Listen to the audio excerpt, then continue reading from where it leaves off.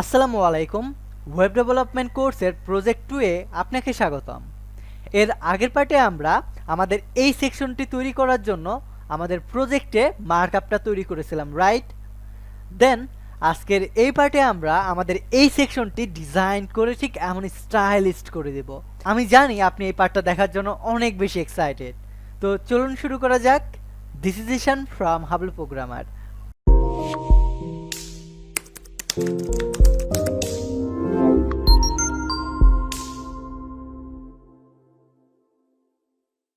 So আমাদের এই সেকশনটা ডিজাইন করার জন্য সিম্পলি জাস্ট আমরা আমাদের এইচটিএমএল এর ফাইলে যেতে হবে। সো আমরা এই প্রোডাক্ট সেকশনকে কল করে এটার একটা উইথ ঠিক করে একটা এই এরকম বক্স শ্যাডো দিতে চাই, রাইট? সো আমাদের একটা উইথ সেট করব, দেন এটার একটা ব্যাকগ্রাউন্ড দেব, তাহলে আমাদের সেই উইথের ভিতরে আমাদের এই জিনিসগুলো থেকে যাবে। সো এটার জন্য প্রোডাক্ট সেকশনকে আমি কল করব। প্রোডাক্ট সেকশনকে কল করে এইটার আমি একটা উইথ সেট করব। সো উইথটা আমি 85 পিক্সেল দেব, 5% দেব। এটার একটা ব্যাকগ্রাউন্ড কালার দেব, দেন একটা বক্স শ্যাডো ইউজ করব। সো বক্স শ্যাডোটা ইউজ করার কারণ হলো এই যে দেখেন আমাদের সুন্দর একটা বক্স শ্যাডো আছে না ব্যাকগ্রাউন্ডে, ঠিক এই ব্যাকগ্রাউন্ডের শ্যাডোটার জন্য আমরা বক্স শ্যাডোটা ইউজ করব। সো বক্স শ্যাডো ইউজ করার পরে RGB এ একটা কালার সেট করে দেব। মূলত আমরা 167, 158, 245 দেন 0.2 এই কালারটা RGB এই কালার সেট করব। সো আপনি এই কালারটা সেট করে নেবেন। দেন এটা ডিসপ্লে ফ্লেক্স করব, মার্জিন উপরে নিচে 30 পিক্সেল এবং ডানে বামে অটো করে দেব যেন এই দুইটা মাঝখানে চলে আসে। দেন ফ্লেক্স ডিরেকশন আমরা কলাম করে দেব, অ্যালাইন আইটেম সেন্টার করব, প্যাডিং উপরে নিচে 40 পিক্সেল এবং ডানে বামে 20 পিক্সেল করে দেব। দেন মার্জিন টপ থেকে 60 পিক্সেল নিচে নামাই দেব, পজিশন রিলেটিভস করে ব্যাকগ্রাউন্ড সাইজ 100 পিক্সেল করে দেবো যেন এইটার ব্যাকগ্রাউন্ড সাইজটা 1000 পিক্সেলই হয়। যেমন দেখেন এইটার এখান থেকে শুরু হয়েছে 1000 পিক্সেলে গিয়ে কিন্তু শেষ হয়ে গেছে। ঠিক আমরাও সেম জিনিসটাই করেছি। সো এখন যদি আমি রিফ্রেশ করি, সো আমাদের কিন্তু একটা খুব সুন্দর বক্স শ্যাডো তৈরি হয়ে গেছে। এখন জাস্ট আমাদের একটাই কাজ করতে হবে, আমাদের এই যে এরিয়াটা আছে এটার ইমেজগুলোকে একটু ছোট করতে হবে, তাহলে আমাদের এই জিনিসগুলো মোটামুটিভাবে আমরা সুন্দরভাবে অ্যালাইনলি পাবো। সো এটা করার আগে আমাদের যে হেডিং 3টা আমরা নিয়েছি এটাকে আমাদের একটু অ্যামাউন্টে স্টাইলিশ করতে হবে। দেখেন এদের হেডিং 3টা কিন্তু অনেকটা বড়, অনেকটা দেখেন একেবারে যে ব্ল্যাক কালার না, একটু ব্যাকগ্রাউন্ডে কত সুন্দর একটা কালার শো করতেছে। আমরা সেই জিনিসটা করার জন্য আমরা আমাদের HTML ফাইলে যাব অ্যান্ড প্রোডাক্ট সেকশনের ভিতরে যে হেডিং 3টা আছে এইভাবে কল করব, প্রোডাক্ট সেকশন তোমার ভিতরে যে হেডিং 3 আছে সেটাকে আমরা একটু স্টাইল করতে চাই। তো এটার জন্য প্রোডাক্ট 3 দেন গ্রেটার দেন হেডিং 3, তোমার ভেতরে যে হেডিং 3টা আছে এটার মার্জিনটা আমরা 20 পিক্সেল চারিদিকে করে দেব। দেন একটা টেক্সট শ্যাডো দিব, দেন ফন্ট ফ্যামিলি দিব, দেন এটার একটা ফন্ট উইথ দিয়ে লেটার স্পেসিং 2 পিক্সেল দেব, দেন টেক্সট অ্যালাইন সেন্টার দেব, ফন্ট সাইজ 2REM দেব, এন্ড একটা কালার সেট করব। সো কালারটা মূলত হলো 32, 35, 43। সো আমরা এই কালারটা দেওয়ার পরে এখন যদি আমাদের প্রজেক্টে গিয়ে রিফ্রেশ করি, সো দেখেন আমাদের এইটা এবং এইটা সিমিলার শো করতেছে, রাইট? সো এখন আমাদের এই ইমেজেসগুলো ছোট করতে হবে, তাহলে আমাদের এই জিনিসটা সুন্দরভাবে শো করবে। সো আমরা এই প্রত্যেকটা জিনিসকে কিন্তু একটা ডিপের ভিতরে রেখেছিলাম। সো ডিপটার নাম হলো প্রোডাক্ট। যে জিনিসটা দেখেন এই যে প্রোডাক্ট নামে, এইটার ভিতরে কিন্তু আমাদের সকল প্রোডাক্ট বক্সগুলো আছে বা এই জিনিসগুলো আছে। তো এটার জন্য আমরা আগে এটাকে একটু অ্যালাইন করে নেব। সো এটার জন্য আমরা প্রোডাক্টকে কল করে ডিসপ্লেটা ফ্লেক্স করব, জাস্টিফাই কন্টেন্ট সেন্টার করব, অ্যালাইন আইটেম সেন্টার করব অ্যান্ড ফ্লেক্স রাপ করে দেবো। অ্যান্ড মার্জিন আমরা উপরে নিচে 10 পিক্সেল দিয়ে ডানে বামে 0 পিক্সেল করে উইথটা 100% করে দেব। সো এতে আমাদের কোনো পরিবর্তন দেখা যাবে না। যদি আমি এখানে গিয়ে রিফ্রেশ করি তেমন কোনো পরিবর্তন দেখতে পাবেন না, কিন্তু এইটার ভেতরে যখনই আমরা প্রোডাক্টস বক্সকে ধরে এটাকে একটু অ্যালাইন করব বা স্টাইল করব, তখনই কিন্তু আমাদের যা ঘটে যাবে। সো এটার জন্য আমরা এখানে গিয়ে প্রোডাক্টস বক্সকে কল করব। যেহেতু আমরা একটা প্রোডাক্টস বক্সকে যদি কল করি আমাদের প্রত্যেকটা প্রোডাক্টস বক্স কিন্তু ঠিক হয়ে যাবে। সো আমরা এই প্রোডাক্টস বক্সের একটা উইথ সেট করব। সো এটার জন্য একটা উইথ দেব আমরা 250 পিক্সেল, দেন একটা হাইট সেট করব। তো হাইটটা আমরা 330 পিক্সেল দিয়ে ডিসপ্লে ফ্লেক্স করে জাস্টিফাই কন্টেন্ট সেন্টার করব, অ্যালাইন আইটেম সেন্টার করব, ফ্লেক্স ডিরেকশন কলাম করে বর্ডার রেডিয়াসটা 8 পিক্সেল করে পজিশনটা রিলেটিভস করে দেব। অ্যান্ড উপরে নিচে মার্জিন 10 পিক্সেল করব এবং ডানে বামে 30 পিক্সেল করে দেবো। সো এখন যদি গিয়ে আমি রিফ্রেশ করি তাহলে দেখেন আমাদের এই জিনিসটা এমন শো করতেছে। সো আমাদের কিন্তু মোটামুটি পাশাপাশি আসছে, জাস্ট আমাদের ইমেজগুলো বড় তাই এমনটা খারাপ দেখাচ্ছে। তো ইমেজগুলো আমরা সুন্দরভাবে আগে ছোট করে নিই। সো এটার জন্য আমাদের যে প্রোডাক্ট বক্সের ভিতরে যে ইমেজেসগুলো আছে, এই যে প্রোডাক্ট বক্স এটার ভিতরে যে ইমেজ, এভাবে কল করব যে প্রোডাক্ট বক্স তোমার ভিতরে যে ইমেজ আছে এই ইমেজগুলার একটা আমি উইডথ সেট করতে চাই। সে ফর এক্সাম্পল আমি ইচ্ছে করে এটার হাইটটা 180 পিক্সেল করে দিলাম। সো এটা করার পরে যদি আমি এখানে গিয়ে রিফ্রেশ করি, তাহলে দেখেন কি হয়, আমাদের প্রত্যেকটা কিন্তু ছোট হয়ে গেছে। কিন্তু আমরা কিন্তু জানি প্রত্যেকটাতে আমরা সেম ইমেজ ইউজ করেছি, সেম ডিপ সেম সব কিছু সেম, যার কারণে আমাদের এগুলো পরিবর্তন করাতে সুবিধা হলো। সো এখন আমাদের এই এরিয়াটা কিন্তু প্রত্যেকটা ঠিকঠাকভাবে শো করতেছে।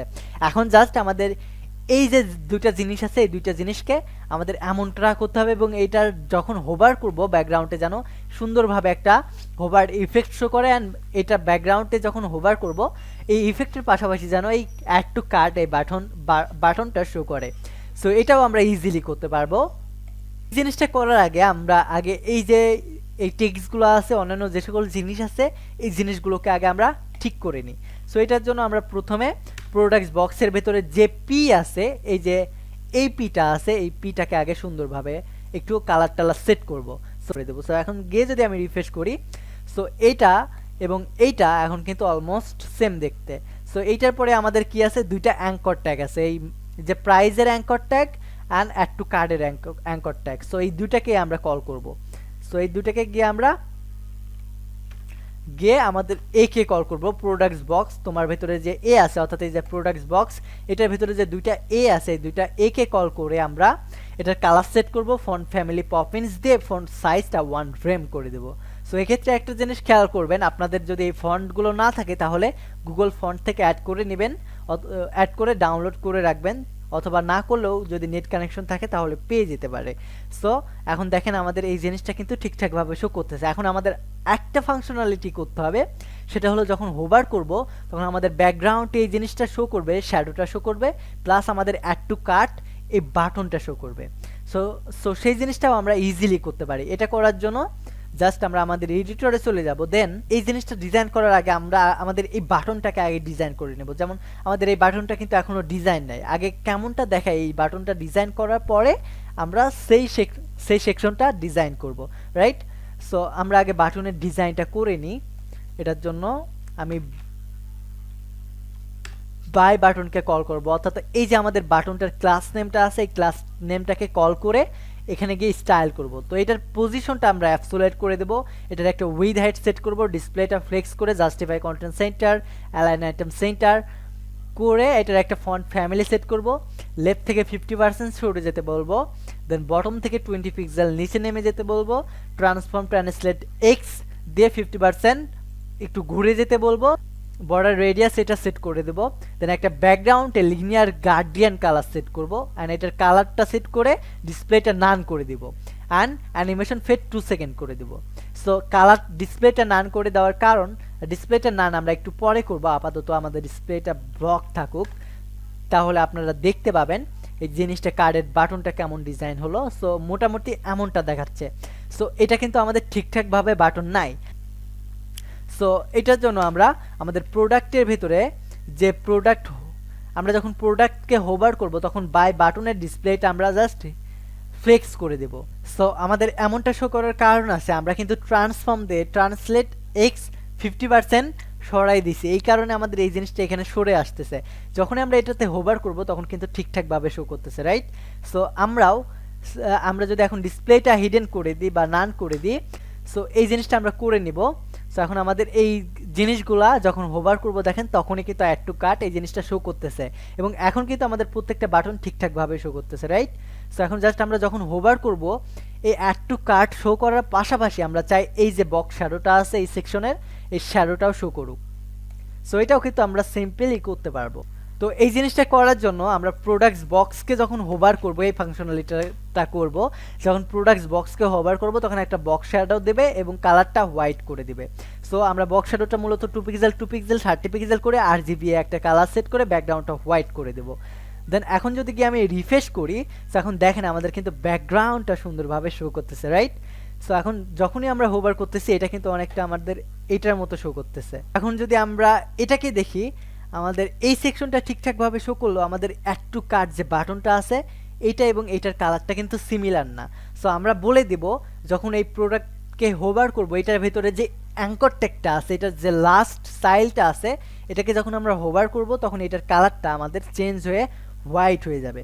সো সেটা করার জন্য জাস্ট আমরা প্রোডাক্টস বক্সকে কল করব, দেন এটাকে হোভার করার পরে যে আমাদের এ আছে এবং এটার যে লাস্ট স্টাইলটা আছে, অর্থাৎ এই যে আমাদের দুইটা অ্যাঙ্কর ট্যাগ আছে। সো প্রথম অ্যাঙ্কর ট্যাগকে কিন্তু আমরা বলতেছি না, আমরা লাস্ট অ্যাঙ্কর ট্যাগকে বলতেছি, অর্থাৎ অ্যাড টু কার্ট এই জিনিসটাকে আমরা কল করতেছি। লাস্ট স্টাইল বলতে এটাকে। সো আমরা এখানে গিয়ে লাস্ট স্টাইলটাকে কল করে দিয়ে এটার একটা কালার সেট করতেছি অ্যান্ড ট্রানজিশন দিয়ে দিচ্ছি অল ইজ 0.3 সেকেন্ড। সো এখন গিয়ে যদি আমি রিফ্রেশ করি, সো তাহলে দেখতে পাবেন, দেখেন অ্যাড টু কার্ট এটার সাথে সাথে আমাদের কালারটা চেঞ্জ হয়ে যাচ্ছে এবং অলমোস্ট আমাদের কিন্তু এইটার মতো সিমিলার দেখাচ্ছে। দ্যাট মিনস আমরা কিন্তু এই সেকশনটাও সুন্দরভাবে ডিজাইন করে ফেললাম। সো আমাদের এই পার্টে এই পর্যন্তই থাকবে। আপনি যদি এই পার্টের বা এই ফুল ওয়েবসাইটের সোর্স কোড চান, তাহলে ডিসক্রিপশন বক্সে সোর্স কোড দেওয়া আছে, সেখান থেকে আপনি কপি করে বা ডাউনলোড করে নিয়ে নিতে পারবেন। ধন্যবাদ। Take a risk.